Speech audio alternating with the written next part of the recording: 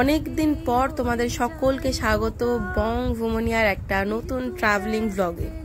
এটা হচ্ছে দার্জিলিং এর ব্লগ। আমি মোটামুটি সেই ফেব্রুয়ারি মাসের প্রথম দিকে দার্জিলিং গেছিলাম, আর বহুবার দার্জিলিং গেছি। মানে আমরা শিলিগুড়ির লোকেরা কিছু হলেই আমরা দার্জিলিং যাই।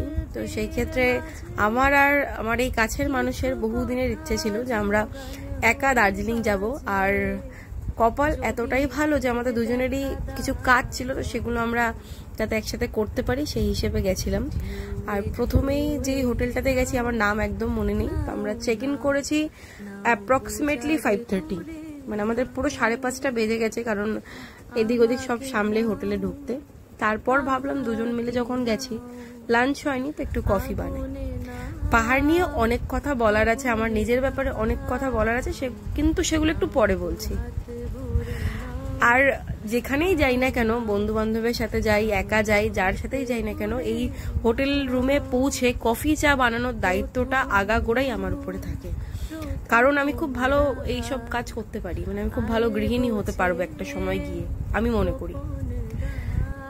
অনেকক্ষণ পর বাইরে বেরোলাম, তার কারণ হচ্ছে এই যে পাহাড়ের রানী, তার রাতের সৌন্দর্য উপভোগ করার জন্য আমি ভীষণ রকম এক্সাইটেড ছিলাম। মানে আমার মনে হচ্ছিল যে আমি হয়তো যখন গিয়ে এই বিকেলটা দেখতে পারবো, দার্জিলিং এর প্রথম বিকেল দেখা এটা আমার হতে পারে। কারণ আমি দার্জিলিং এতবার গেছি কিন্তু কোনোদিন থাকিনি, তো এই প্রথম রাত্রে ছিলাম, আর এই সৌন্দর্য দেখতে দেখতে আমি জাস্ট মুগ্ধ হয়ে গেছিলাম।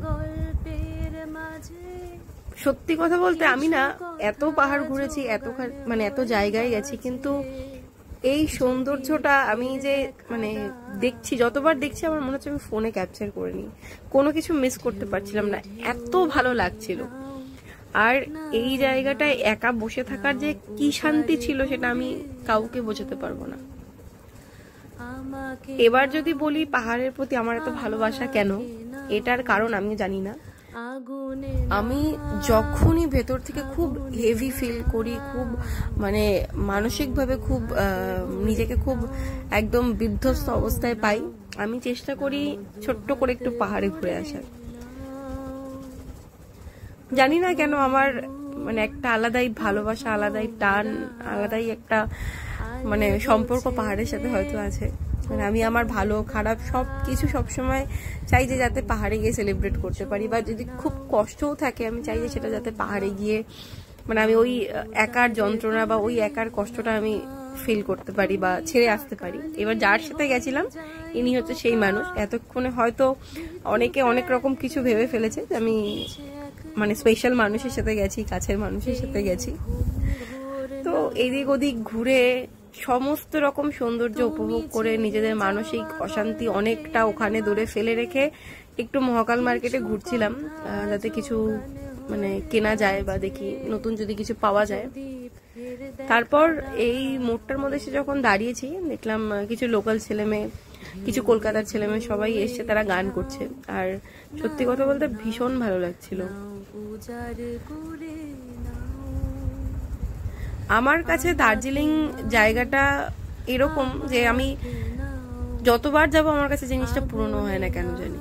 মানে আমার কখনো মনে হয় না যে এই আবার দার্জিলিং যাব না, এই জিনিসটা আমার কেন জানি কখনোই মনে হয় না। মানে আমি এখানে এত মানুষ দেখেছি, লোকাল মানুষ যারা আছে তাদের একরকম লাইফস্টাইল, তাদের একরকম স্ট্রাগল, ওই রকম ঠান্ডা পড়ে, এই তাদের আলাদা রকম একটা স্ট্রাগল চলে। প্রচুর নতুন মানুষ দেখেছি যারা হয়তো টুরিস্ট হিসেবে গেছে, মানে এক একজনের লাইফস্টাইল এক এক রকম।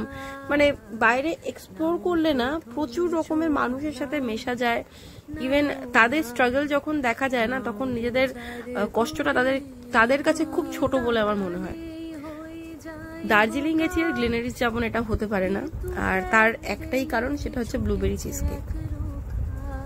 আমাদের দুজনের মানে এখনই কথাটা বলতে গিয়ে আমি একটু লোভ গিলে ফেললাম, মানে এত বেশি লোভ ব্যাপারটার প্রতি আমার। আমাদের দুজনেরই খুব ফেভারিট এই চিজ কেকটা। আর কেন যে দেখলাম রাত্রেবেলা ভিডিওটা দেখে আমার এখনই খেতে ইচ্ছে করছে চিজ কেক। যাই হোক, এবার আমাদের ডিনার করার পালা, তো আমরা খাবার দাবার নিয়ে রুমে চলে গেলাম। আর এই ভিডিওটা এখানেই শেষ হচ্ছে। নেক্সট ডেতে আবার নেক্সট পার্টটা তোমাদের সাথে শেয়ার করবো। ততক্ষণের জন্য stay tuned and stay happy.